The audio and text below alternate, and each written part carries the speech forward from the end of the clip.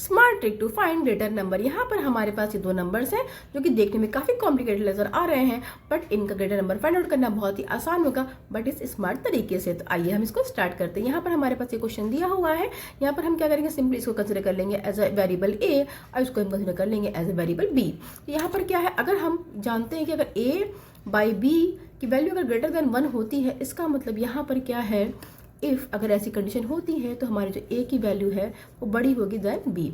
और अगर if a by b is less than 1 अगर हो गया, इसका मतलब क्या है, बी ग्रेटर देन ए होगा। इसी आइडेंटिटी को यूज करके हम यहाँ पर इस प्रॉब्लम को सॉल्व करेंगे। तो हमारे पास यहाँ पर क्या है, हमने इसको कंसिडर किया है ए और इसको कंसिडर किया है बी, तो हम यहाँ पर निकालेंगे ए बाई बी की वैल्यू को। ठीक है, तो यहाँ पर हम क्या करेंगे, यहाँ पर सिंपली हम लिखेंगे 3 3 3, इसकी पावर है 2 2 2, और यहाँ पर नीचे क्या है 2 2 2, और इसकी पावर आती है हमारी 3 3 3।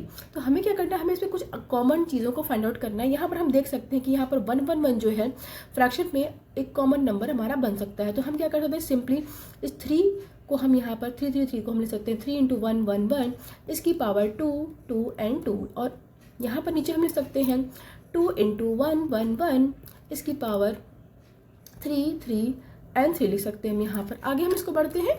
यहाँ पर हम क्या करेंगे, अब हम इस पावर को भी हम फ्रैक्शन में कर देंगे। ठीक है, यहाँ पर हमें क्या करना है, हमें सिंपली यहाँ पर क्या करना है 3 × 1 1 1, और यहाँ पर हमारा जो पावर है वो फ्रैक्शन के फॉर्म में आ जाएगा 2 × 1 1 1, और नीचे आ जाएगा 2 × 1 1 1, और यहाँ पर पावर हमारी आ जाएगा 3 × 1 1 1। ठीक है, अब हम आगे बढ़ते हैं। हमारे पास हम देख रहे हैं कि यहाँ पर हमारे पास 1 1 1, ये हमारे पास एक कॉमन पावर यहाँ आती है।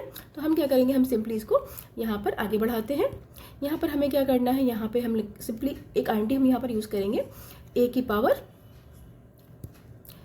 पावर m n को हम लिख सकते हैं a की पावर m की पावर n भी हम इसको लिख सकते हैं। ठीक है, तो इसी आइडेंटिटी को हम यहाँ पर यूज़ करेंगे, और आइए हम इसको सॉल्व करते हैं। यहाँ पर तो हमें क्या करना है, हमें सिंपली इस 3 की पावर हम यहाँ पर ले लेंगे 2 × 1 1 1 की पावर भी हम यहाँ ले लेंगे 2, एंड होल पावर हमारे पास 1 1 1 यहाँ पर रहेगी। ठीक है, और सेम ऐसे ही हम नीचे भी करेंगे। 2 की पावर हमारे पास जाएगा 3 × 1 1 1 की पावर आ जाएगा हमारे पास यहाँ पर 3, एंड होल पावर में आएगी हमारे पास 1 1 1। अब हम यहाँ पर आगे बढ़ते हैं। यहाँ पर क्या है, सिंपली 3 3 हमारे पास होता है 9, हम इसको 9 लिख लेंगे, और यहाँ पर 1 1 1 × 1 1 1 हो जाएगा, और नीचे हमारे पास आ जाएगा ये 8 आ जाएगा × 1 1 1 × 1 1 1 एन × 1 1 1, और इस पर होल जो पावर होगी वो हमारी होगी 1 1 1। यहाँ पर हम देख सकते हैं कि इसको हम इस तरीके से काट सकते हैं, और अब हमारी जो वैल्यू आ रही है वो आ रही 9 / 8 × 1 1 1, जो कि, और इसके बाद होल पावर में आती है 1 1 1। अगर हम देखें तो बेसिकली है हमारी ये वैल्यू है, ये जो हमारा ये वैल्यू है वो क्या है, ये वैल्यू लेस देन 1 है। इसका मतलब क्या हुआ कि हमारे पास यहाँ पर जो है वो a by b is less than 1 आ रहा है। इसका मतलब क्या हुआ कि b इज ग्रेटर देन 1। यहाँ पर हमारे पास जो b की वैल्यू है वो क्या है, यहाँ पर हमने देखा कि हमारे पास जो b की वैल्यू है वो यहाँ पर हमने क्या ली हुई थी, 2 2 2 ली थी। इसका मतलब हमारे पास यहाँ पर फाइनल सोल्यूशन क्या आता है कि 2 2 2 की पावर 3 3 3 इज ग्रेटर देन 3 3 3 की पावर 2 2 2। तो ये होगा हमारा फाइनल सोल्यूशन।